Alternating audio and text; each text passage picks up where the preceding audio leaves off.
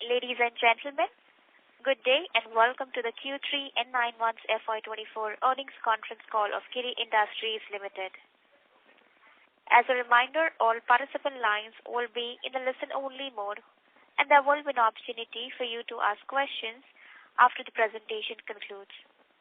Should you need assistance during the conference call, please signal an operator by pressing star and 0 on your touch-tone phone. Please note that this conference is being recorded. At this time, I would like to hand the conference over to Ms. Purvangi Jain from Valorem Advisors. Thank you, and over to you, ma'am. Good evening, everyone, and a warm welcome to you all. My name is Purvangi Jain from Valorem Advisors. We represent the investor relations of Kiri Industries Limited. On behalf of the company, I would like to thank you all for participating in the company's earnings conference call for the third quarter and 9 months ended of the financial year 2024. Before we begin, I would like to mention a short cautionary statement. Some of the statements made in today's earnings call may be forward-looking in nature. Such forward-looking statements are subject to risk and uncertainties, which could cause actual results to differ from those anticipated. Such statements are based on management's belief as well as assumptions made by and information currently available to the management.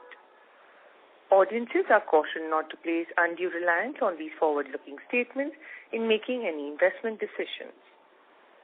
The purpose of today's earnings conference call is purely to educate and bring awareness about the company's fundamental business and financial quarter under review. I would like to now introduce you to the management participating with us in the conference call. We have with us Mr. Manish Kiri, Chairman and Managing Director, Mr. Jayesh Hirani, Senior Manager, Accounts and Finance, and Mr. Suresh Gundalia, Company Secretary. I now request Mr. Manish Kiri to give us his opening remarks. Thank you, and over to you, sir. Good evening, everybody, and welcome to the earnings conference call for the third quarter and 9 months ended financial year 2024. I hope you are all keeping well and safe. Let me first brief you on the financial performance of the third quarter and 9 months ended financial year 2024, followed by the operational highlights. On a standalone basis, during quarter 3 FY24, Kiri attains sales revenue of 141 crore, which grew by 6% year-on-year basis and incurred an EBITDA loss of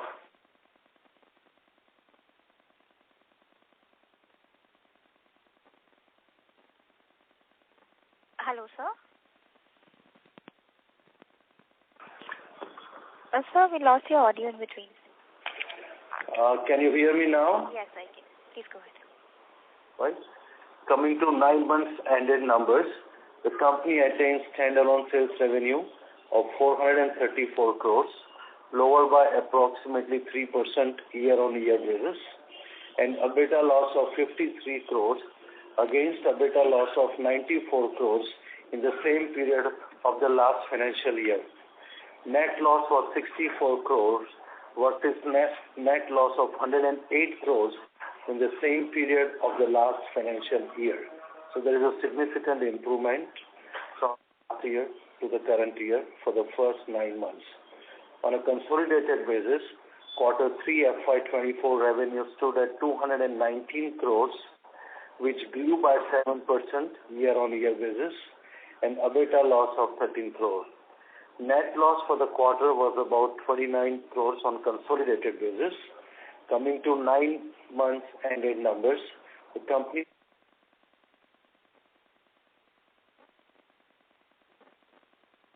Hello, sir. Sir, we lost your audio. Can you hear me? Ladies and gentlemen, please stay connected while we reconnect the audio for the management.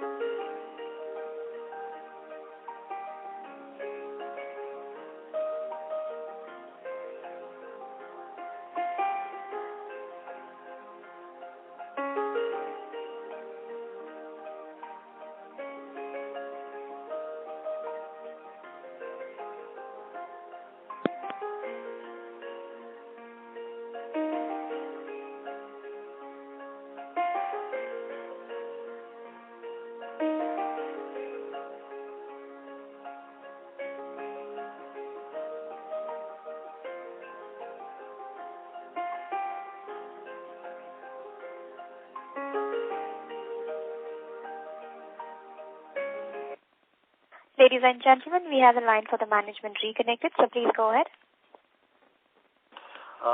Sorry, there was some technical hitch up while I was going through the consolidated numbers. Let me go through again. On a consolidated basis, quarter 3 FY24 revenue stood at 219 crore, which grew by about 7% year-on-year basis, with an EBITDA loss of around 13 crore. Net loss for the quarter was about 29 crore on consolidated basis. Coming to 9 months ended numbers, the company attains consolidated sales revenue of 677 crores, lower by about 6.4% year-on-year basis, and EBITDA loss of 21 crores against EBITDA loss of 33 crores in the same period of the last financial year. Net loss was 72 crores versus net loss of 87 crores in the same period of the last financial year. On the operational front, in consolidated statements, the share of profit of associates, which includes the share of profit of Dystar, which does not have any impact on the valuation of the stake of Kiri in Dystar. That's the reason when I briefed you on the consolidated net profit, I didn't include Dystar in presenting you. The value of the Kiri stake in the Dystar is $603.8 million, determined by SICC, while its judgment dated 3rd March 2023. The major reason for negative EBITDA was higher legal costs, lower capacity utilization with conversion costs, not getting fully absorbed, and most importantly, not being able to pass on to the cost increases to the finished product sales prices, which again has been because of the sluggish demand. On a standalone basis, EBITDA margin is negative in quarter 3 on account of sluggish demand, flat material margins, contributing increasing higher legal cost. The financial performance has remained sensitive to dynamic global markets, and industry has been facing challenging times for quite some time. Industry experts are hopeful of rebound during the current calendar year, with positive outlook for the textile industry and expectations of stable crude prices. During the reporting quarter, the company received interim dividend of 8.2 crore from the joint venture company Longshan Kiri Chemical Industries Limited. A hearing for the alternate relief application, which was essentially the consequential order application, was held on January 24, 2024 and January 25, 2024 last month at Singapore International Commercial Court to give an effect to the order of the court made in SIC 4 dated 3rd July 2018, which ordered Sena International Capital Limited to purchase Kiri's Industries Limited 37.57% shareholding in Dystar Global Holdings Private Limited based on the valuation, which has been adjusted as 603.8 million, which is the final purchase price by Singapore International Commercial Court in the judgment dated 3rd March 2023. This was the enforcement hearing. And after the enforcement hearing, the parties, the court reserved the judgment and will issue judgment as soon as it is available. In case of examination of judgment debtors for recovery of cost by SICC and Singapore Supreme Court to the company, hearing for examination of Mr. Ruan Wei Shang and Ms. Fan Jing is fixed by court on 9 July 2024. With that, I would like to now open the floor for any questions. Thank you. Thank you. Ladies and gentlemen, we will now begin with the question and answer session. Anyone who wishes to ask a question may press star and 1 on their touchtone telephone. If you wish to remove yourself from the question queue, you may press star and 2. Participants are requested to use handsets while asking a question. Ladies and gentlemen, we will wait for a moment while the question queue assembles. Thank you.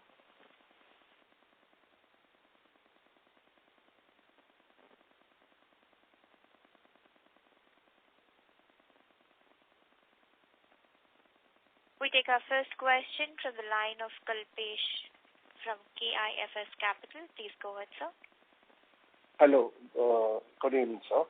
I want to know what happened in the Dystar stake sale and how much time it will take another for recovery amount in 24th and 26th January. Is there some direction from Supreme Court?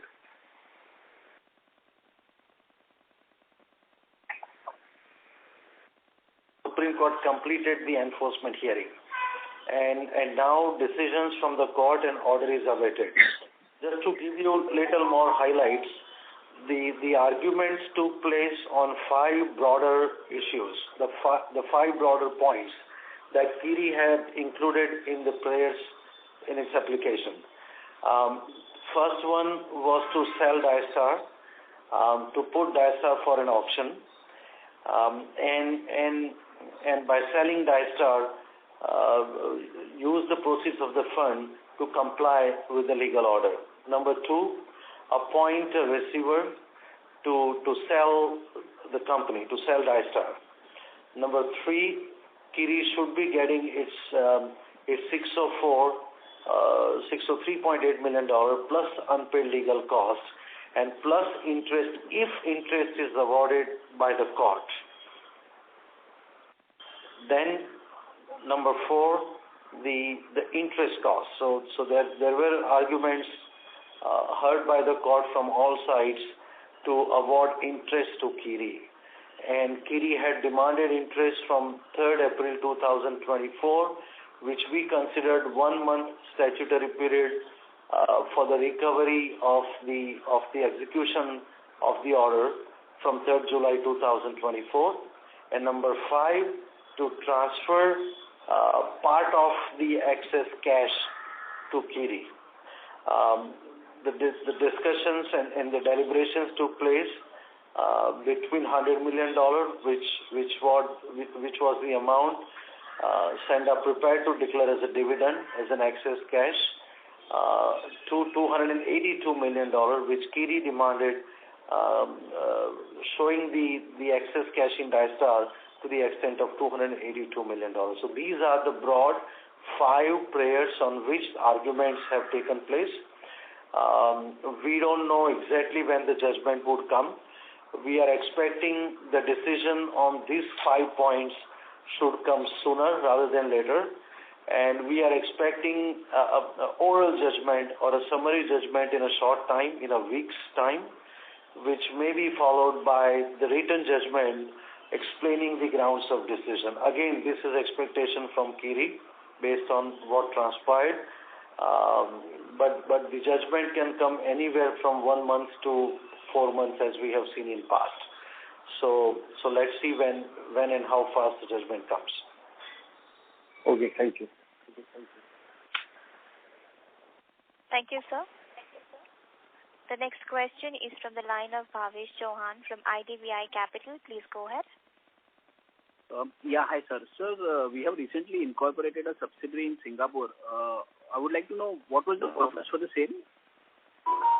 I think the purpose for the subsidiary was multiple because there was not any Singapore company that Kiri had. And now we are approaching towards finality of this long litigation, and we are expecting funds to come as soon as court starts the recovery process post this enforcement hearing. We are preparing a subsidiary there which may be useful either for the receipt of the funds or for the use of the funds, and also for future investment activities.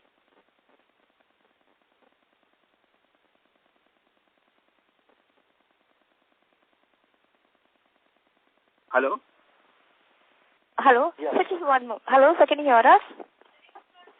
I can hear you. Can you hear me? We lost you in between. Yes, sir, please go ahead. Right. Sorry. So the subsidiary is being formed for various objectives, for the investment for the future funds, for the receipt of the funds, for also the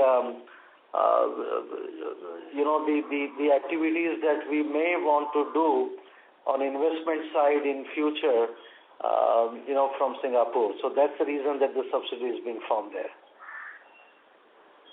Okay. And sir, now that we are near the final, as you say that nearing the completion of the case, is it likely that our legal cost will no longer exist after maybe a quarter or so? Yes, the legal cost.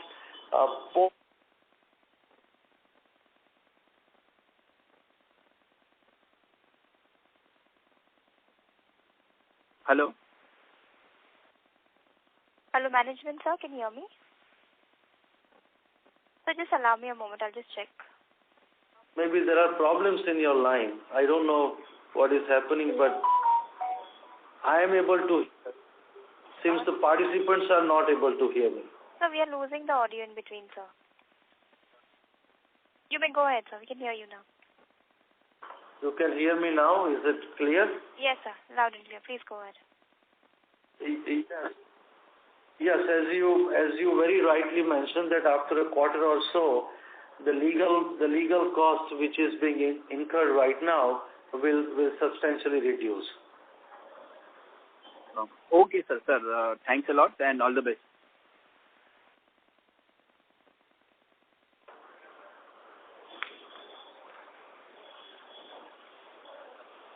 Hello, no further questions. Thank you. Thank you, sir. We take the next question from the line of Mr. Burram Shetty Suresh from Burram Financial Services. Please go ahead, sir. Good evening, sir. Manisha. Good evening, Burram bhai, please. Sir, I'm Suresh from Nellore, sir. Remember me, sir, I'm last participation already. Yes, you participate and you, I perfectly remember you. Thank you. Sorry. Yes, Suresh bhai, please go ahead. Sir, actually, January 24th, some case judgment last conference call you told. But judgment is not received, sir, January 24th. So January 24 to 26 was the hearing. It was the oral hearing during which the arguments have taken place. Okay. Okay. So all parties made their oral arguments and oral submissions on 24 to 26, which actually lasted only for 2 days, 24 and 25. 26 was not there because it got concluded on 25th evening. Okay. So the Hello? Hello? Hello? Hello? Hello? Yes, sir. Madam, I am no audio. So, madam. Suresh, sir, can you hear me? I can hear you. Can you hear me?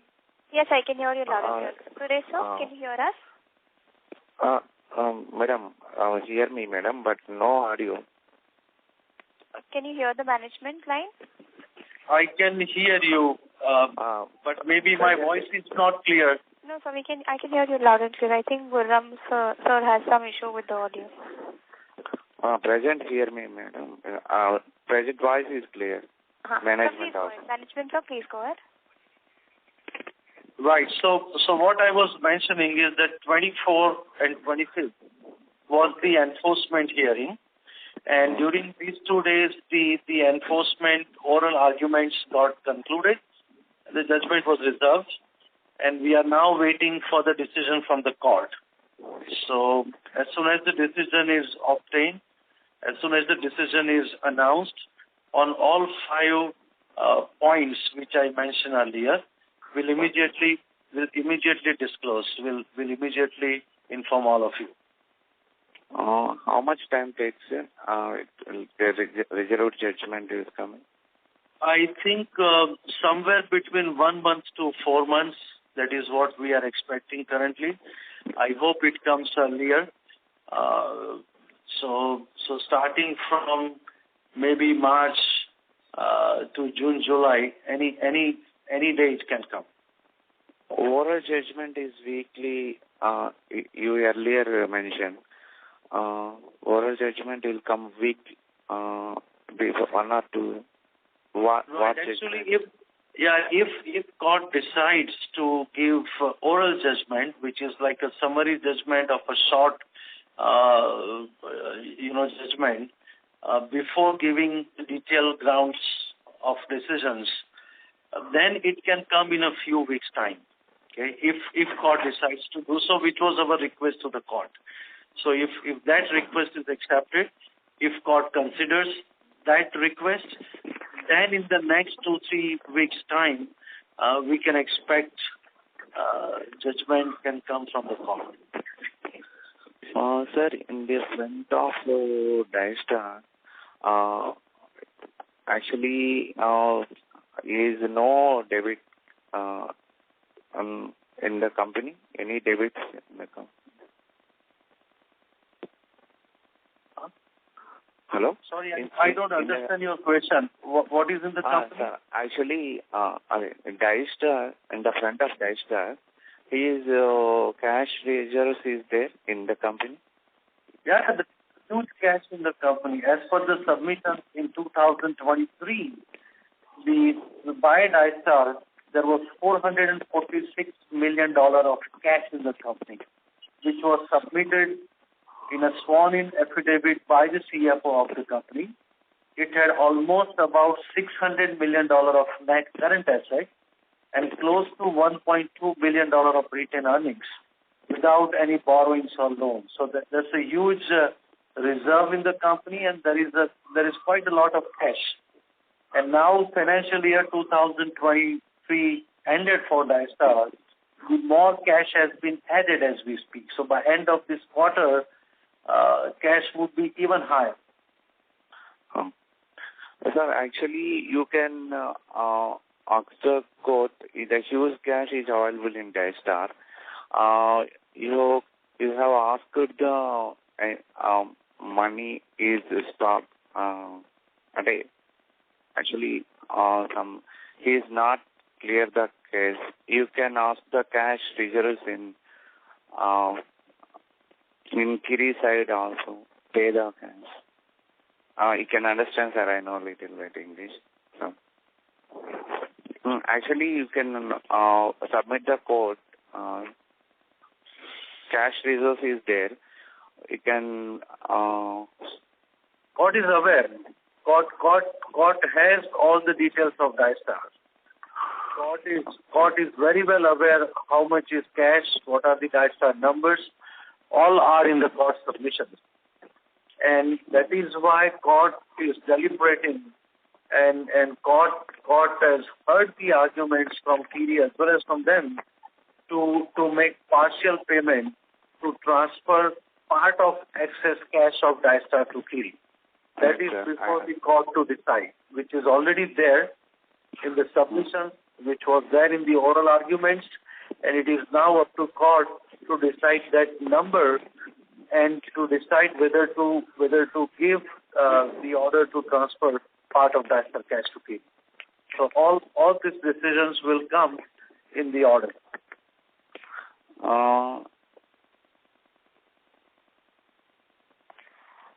Hello, Mr. Suresh. Are you done with the question, sir? Hello?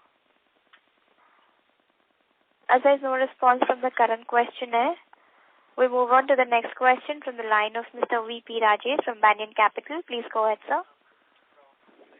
Yeah, thanks for the opportunity.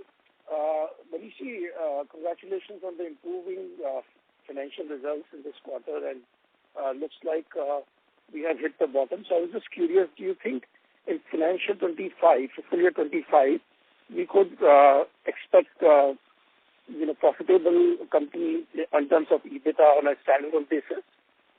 Yes, absolutely. Even I am expecting this quarter, January to March, to be EBITDA positive, and of course, year 2024-25 to be profitable. Even in this quarter, enough emphasis has been put on to ensure that we turn into cash positive and EBITDA positive in the running quarter. Great. My next question was, what is our net debt situation at the end of the quarter, December quarter? At the end of the quarter, net cash, we are running actually as a negative, right? So that is the reason if you study the working capital cycle, the payables and some of the extension on the number of days payable which you would see, right? So good thing is that we have got some relaxation on timeline for the payment to the legal counsel, because of there's been many years till now. So there is some relaxation in terms of the credit that we are able to get from the Singapore Council. To that extent, it helps us from cash point of view, and not from the profit point of view. No, understood. I was just trying to understand what was the debt outstanding on our balance sheet as of debt outstanding. Yeah. Debt outstanding is 115 crore, 115. 115. And I assume we don't have much cash against that, right? Most of the cash. Not much cash against that, correct. I mean, not much cash against that, correct. But 115 crore is the debt outstanding which is borrowing on the company as on today. Right. And my next question was on the dividend side. You mentioned that the joint venture paid us some dividends. So that was kind of a surprise. So can you just elaborate as to what happened? Why did they decide now to pay that 8 crore plus amount? Just to give you a brief highlights, there were also a kind of lot of arguments went on at the board level at Longshan Kiri also, because Kiri has been pressing hard and trying to convince the other side, which is, the same shareholder who is at Daisar, to actually give dividend from Longshan Kiri. And there are no new capex. There is lot of pile of cash at Longshan Kiri. No new projects that is been expected. Also zero debt company. And it is more than justifiable to give dividend. So the total dividend declared by, and considered by the majority of the board was 20 crore. In fact, our demand was more than 100 crore dividend to be declared. Right? Because the cash there is more than 300 crore. Right? So it was very much justifying, but denying Kiri's request. You can imagine that the same shareholder and the same majority directors are sitting at Longshan Kiri, and I think by compulsion, or maybe just to show a good grace, they declared a very small tiny dividend there compared to the retained earnings and the cash that we have at Longshan Kiri. Understood. And then on the court case, we won the lawsuit last year, and my understanding was that the process will move very fast to recover the money from Daistar or the JV partner rather. Why has it taken so long to get to the court to come to this particular hearing that you just talked about last month? And why will it take so long for them to then come out, and then how long will it take further from there to get it implemented? Right. So let me just explain you the rationale and the process that we went through since March 2023, since we got the final decree, the final order. Now, you can understand that the court as well as Kiri, we both can expect that the sender, the defendant, would honor the court order. Correct? So that was the assumption, having cash at Longshan level, having cash at Daistar level, correct? The general expectations and hopefulness from all sides that sender would in fact honor the court order, and there were no evidences which were accepted by the court or presented by sender that they would not have financial means to honor the order, because you can see that the Longshan, they are a public company sitting on $1.4 billion of cash, while Daistar is sitting $500 million of cash. looking at those cash positions with the other side, it was not actually imaginable that they would not honor the order. So we believe that it was a willful and intentional dishonoring of the order. Let me put it this way. So from March onwards, when we realized by June, July, that on the other side, not enough efforts are being made, Senda is trying to drag their feet, not giving us convincing answer, we approached the court in July, August 2023, praying court that, see, this guy, we don't believe, we don't trust that would honor the order, so we need to have enforcement on the order. Okay. So enforcement proceedings, in fact, started from August 2023.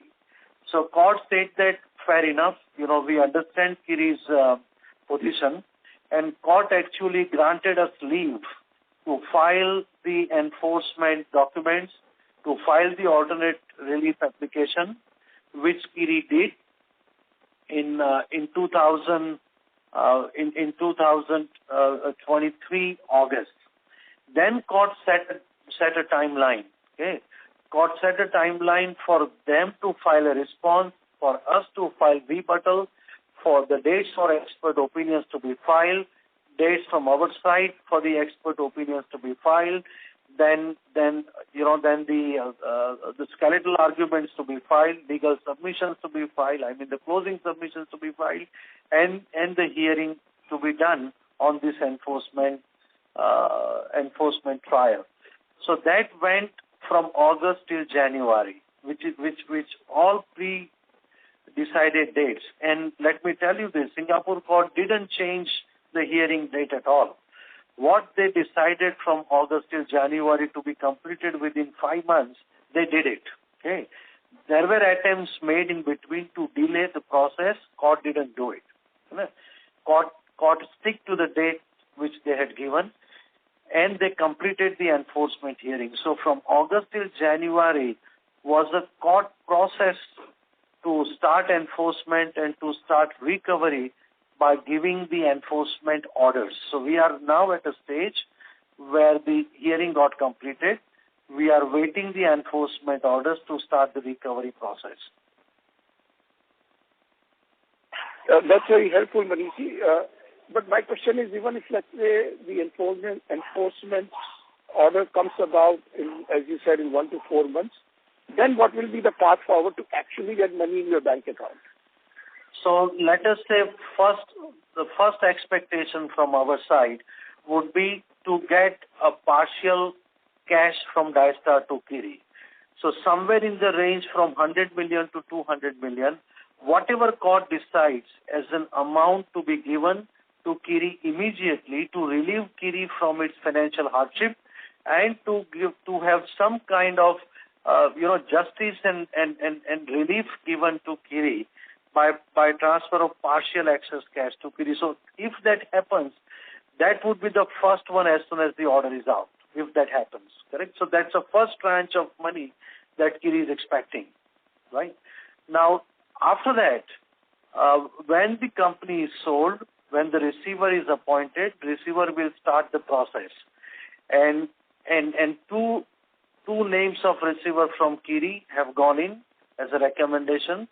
2 names of the receiver from Senda have also gone into court as a recommendation. So court can decide one of these 4 candidates as the receiver to sell the company, or court has discretion to appoint a 5th one from the list of the court approved receivers, liquidators, or administrators, whoever you say. So once court appoint a receiver, based on the current timelines and the average timelines indicated by the receivers is from 9 months to 12 months. I see. So,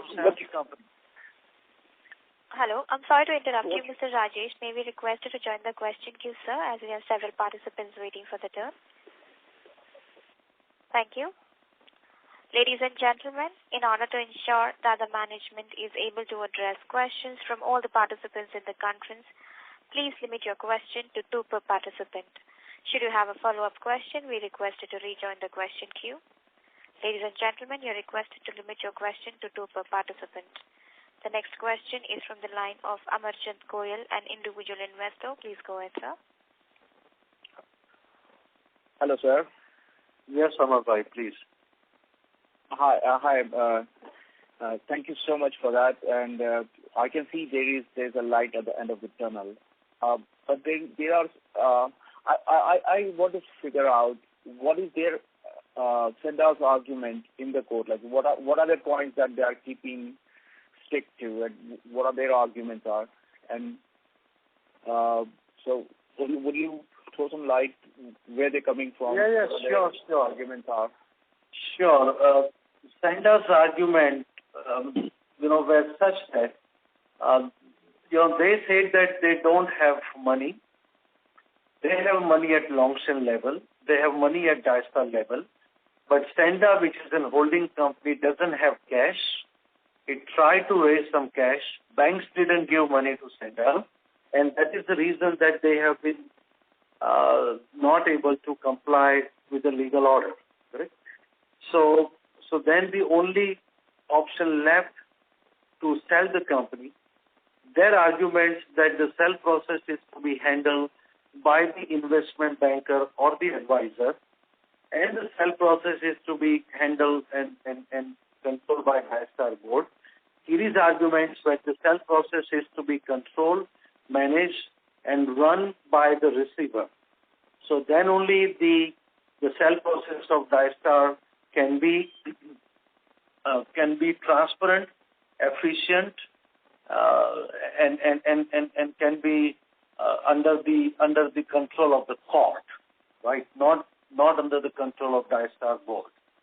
So that was Kiri's argument against it.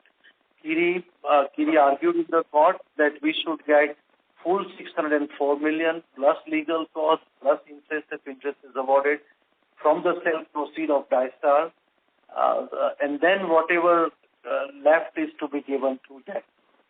They argued that the sale proceeds to be divided in the ratio of 40-60 in the ratio of the shareholdings of both the shareholders.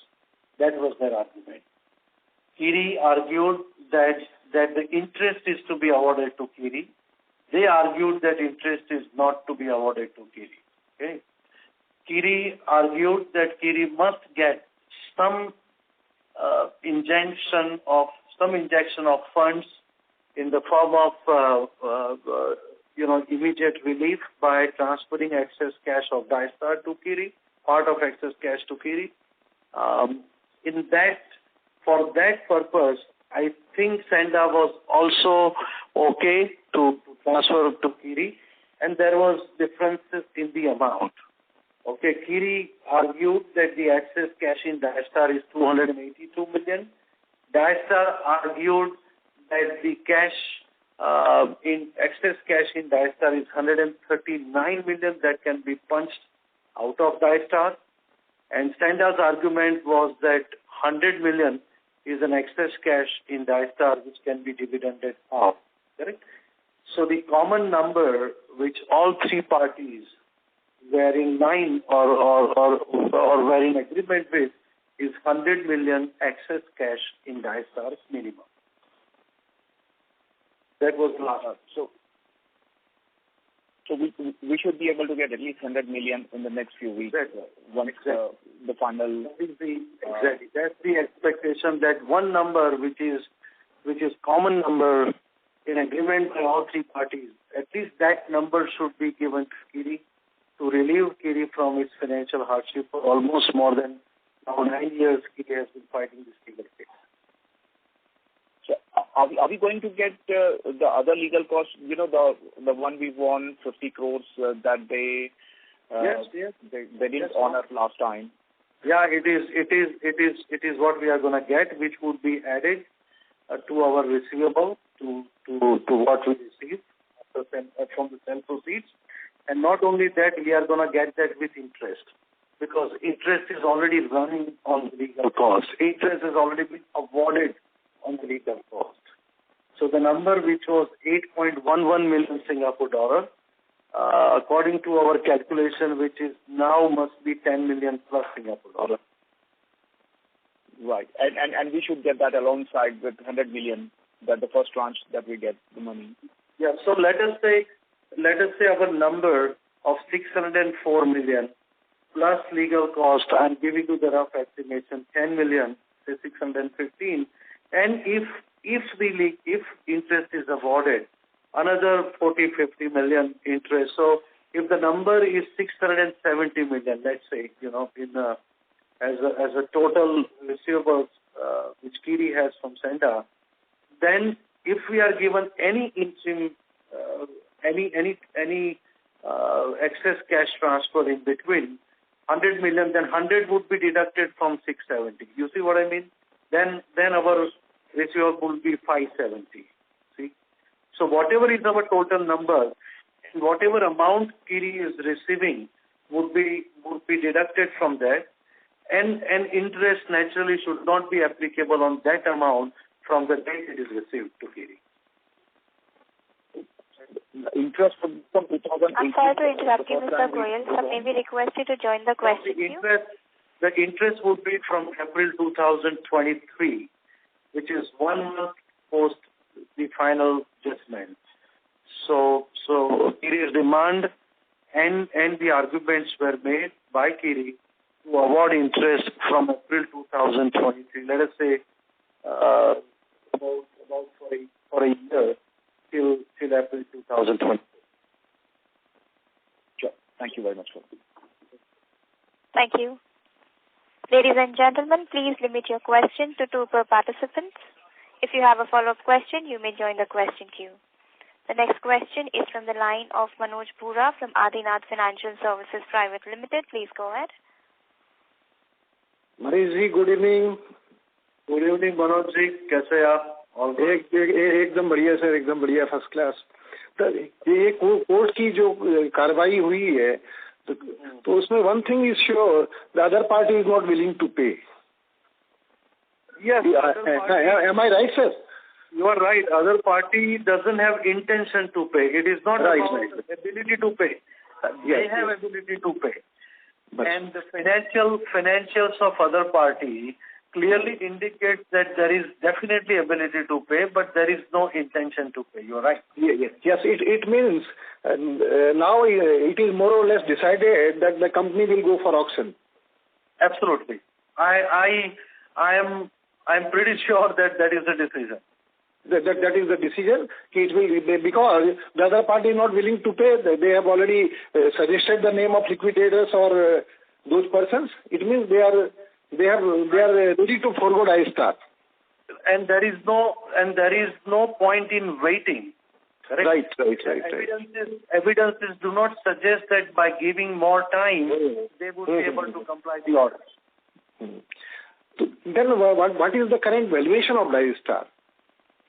Whatever is the current valuation of I-Star. What is your estimate of the current valuation of I-Star? At what price can I-Star be sold? I-Stars, if you look at the, even the last year's 2022 audit. My question related, because if the valuation, say, if our shareholding is 38%, if the valuation which it can fetch in the market is more than $615 million, then we will be getting more than that. Or if it is less, will we be getting less than that? No. Let me be very clear with you. I-Star's value today, whatever it is, it is sold at 2 billion, or if it is sold at 1 billion, or if it is sold at 3 billion. Whatever value I-Star can be sold at, Kiri is only entitled to receive 604 million plus legal costs plus interest if interest is awarded. That is the only thing Kiri can receive, irrespective of what the I-Star value is. Even if the value received is less than, if the value received is, say, $1 billion, right? Then also we will be getting that number. Yes, we'll be getting that number, because that is the number. That is the crystallized liability. That is the number which is to be paid to us irrespective of I-Star value today. our number is based on the Dystar value of 2018, July 2018. Agreed, sir, but the other party has also requested to the court that the sale proceed be distributed in the ratio of shareholding. Exactly. So this is our side of the argument, right, and their side of the argument is proportionate. So the order will have this decision from the court. So when we receive the order from the court, it would be clear who would get how much, whether we are right or they are right. It would be written in the judgment when the order comes. Then my understanding is that at least minimum $100 million we will be receiving as soon as the court order is out. At least 100 million, which can go up to 260 million, which was our request. Right? 282, which was our request. It will be in between 100 million to 282 million. Yes, correct. And the balance on the out of the sale proceeds, which may take 9 to 12 months. That is right. That is right. What is the probability of getting 282 million?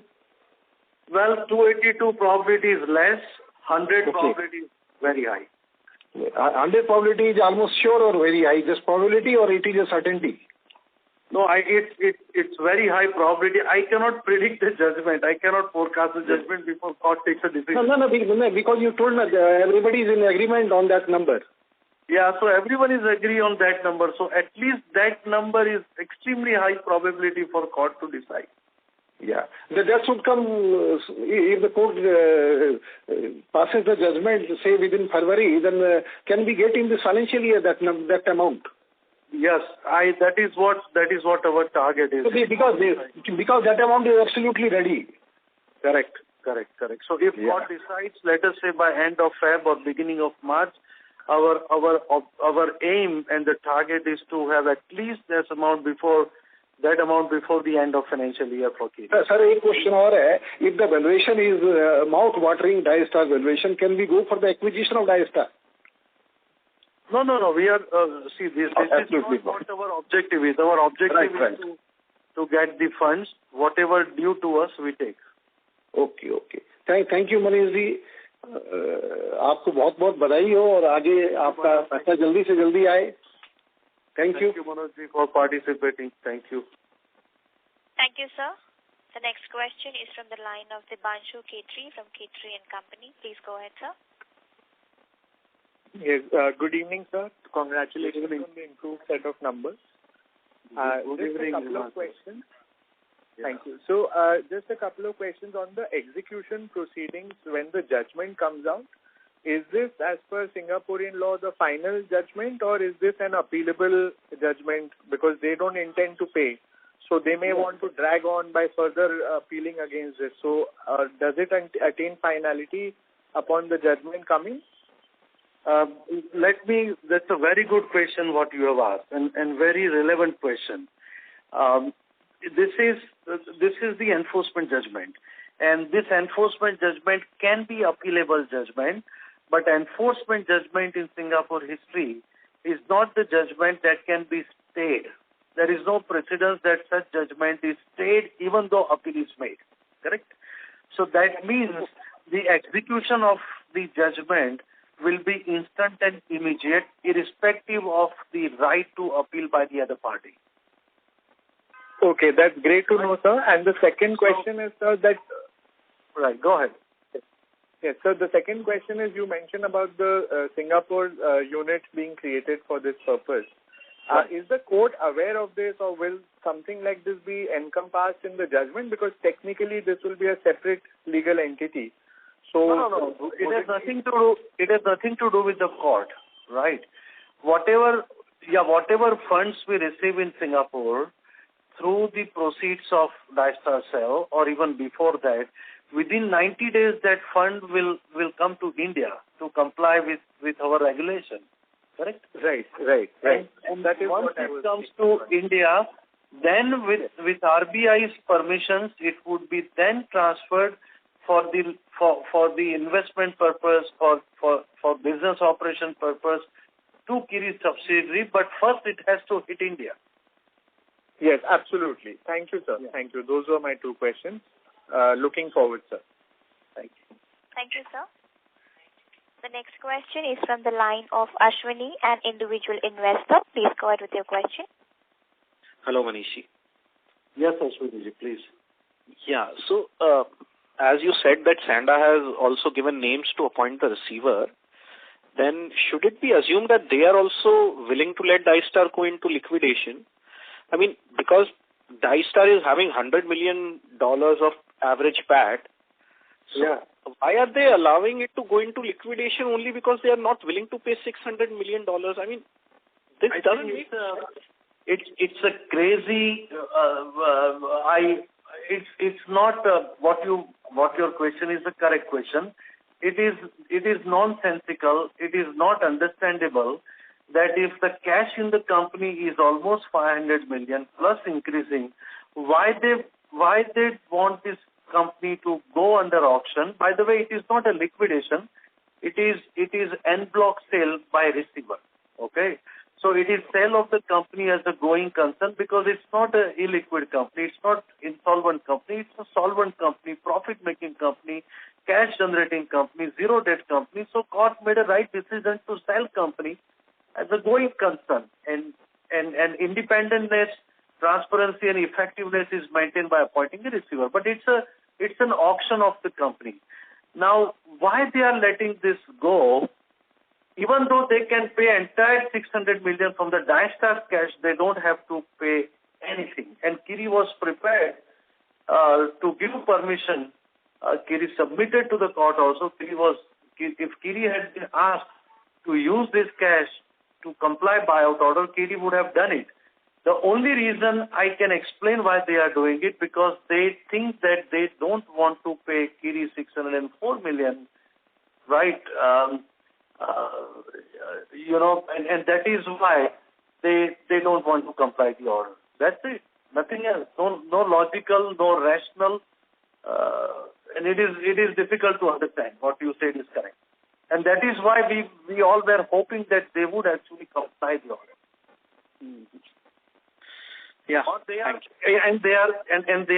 trying their luck, and they are trying their luck. Well, if company is being sold and if court gives in their favor to split as per 40/60, they think that they can sell this company, and they try to have some associate company, some related company, some French company, okay, at a lower price and give Kiri less than 604. So whole game from their side, what I can suspect is to give Kiri lesser than 604. So that is what they are trying to do probably. That's what I can think. Yeah, okay. And you were earlier telling about the valuation in your mind of Dystar, but I guess there was some another question is between. So according to you, what's the fair valuation of Dystar? If you ask me, last year's Dystar EBITDA was 166 million. That is after that taking out all kinds of fees. Okay. And it was a reported EBITDA of 166 million. Now, this year's EBITDA, no doubt the whole market is down this year, but it's a temporary. Next year could again be a better year. So if you look at the steady state EBITDA and proven track record for 10 years, it's minimum $150 million of EBITDA. Correct? Now, even if you estimate on 150 million, you are much better valuer than what I can imagine. But at least 10 PE would get you $1.5 billion plus cash in the company by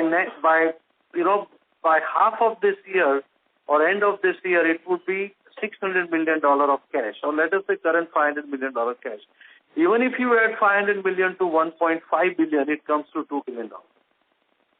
Wow. Okay, thank you. Thank you, sir. We'll take the next question from the line of Dilip Shivprakash, an individual investor. Please go ahead, sir. Hello. Yes, Shivprakash, please. Sir, I just wanted to know, is there further scope of the delay tactics from Senda? Because you were saying that it can be challenged in an appeals court. Right. So they can exercise their right and go to appeal court, to the Supreme Court, and file an appeal. But we have been advised by our counsel, and we have seen the precedences, that there is no stay on the execution. So if the court decision comes, sell the company, appoint a receiver, transfer cash to Kiri, it cannot be stopped. So enforcement execution for recovery, is to go on. It is not going to stop. So we don't see any further delay. And Singapore court this time, as well as, we found it quite strict, quite efficient, and quite reliable, if you ask me. They completed within the time frame of 5 months what they decided, what they mentioned, what they confirmed. And they executed very fast. So I admire the way enforcement hearing took place. And I'm sure that they will do justice and not allow any other delay tactics to cause delay to serve the justice. I don't think they would entertain any such delays. Okay. Sir, but logically speaking, if they are not going to stay the order and if they can still go on an appeal, वो logically बैठता नहीं है ना sir? नहीं, वो क्या है कि it becomes a paper appeal, correct? If you have to understand that the order has been passed, not honored. Enforcement court, it is not court's happiness to do enforcement. Court had to get involved in enforcement because the other party has not complied with the order, correct? So enforcement proceeding was not an open court proceedings. It was a chambers proceeding. It was in the chamber of the judges. Even though we were there in the courtroom, it was not an open court. Correct? Okay. Then, so when you decide at that point that the defendant has failed to comply, has dishonored the judgment, you have made the consequential order to recovery, to execute the recovery. That recovery cannot be stopped or should not be stopped. Precedences show that Singapore court was quite strict in executing enforcement judgment. You are now executing the enforcement judgment, not the final decree judgment. There's a difference there. Okay. Fine, sir. Thank you so much. Right. So Jai Shri Ram, wishing you all the best. One can go to appeal, it's their right, they can do it, right? But then it doesn't stop the recovery. Okay, sir. Thank you, sir. The next question is from the line of Arshad, an individual investor. Please go ahead. Hello. Yes, please. Manish sir, good evening. Good evening. Pardon, since I'm traveling, you might hear disturbance. My question is regarding your recent MOU that you did for green hydrogen. Right. And we have a subsidiary called Kiri Renewable Energy. Correct. So my question is that are we, looking to invest a part proceed into renewable space? Are we looking that sector? We are looking at that sector. We are looking at several sectors. Again, we have not crystallized where we will invest, but it is also a very important sector, and it is a sector we are seriously looking at. Correct. Okay, that's it from my side. Thank you. Thank you, sir. We take the next question from the line of Shreyash, an individual investor. Please go ahead. Hi, sir. My question is, in one of the earlier questions you had answered that this quarter Kiri could be a bit positive. So do you see that the industry, the dyes and pigment industry that was going through such a severe downturn, do you think that the durable bottom has formed, and do you see, FY25-26 being much better from what it was earlier? I believe so, exactly. So I believe that we have bottomed out, and now the improvement and the recovery phase has slowly started. I think so. Okay. That's it from my side. Thank you. Thank you. Thank you, sir. Ladies and gentlemen, that was the last question for the day. I would now like to hand the conference over to the management for closing comments. I thank you, all of you, for participating in today's earnings call. I'll see you all next quarter. All the best. Thank you very much. Thank you.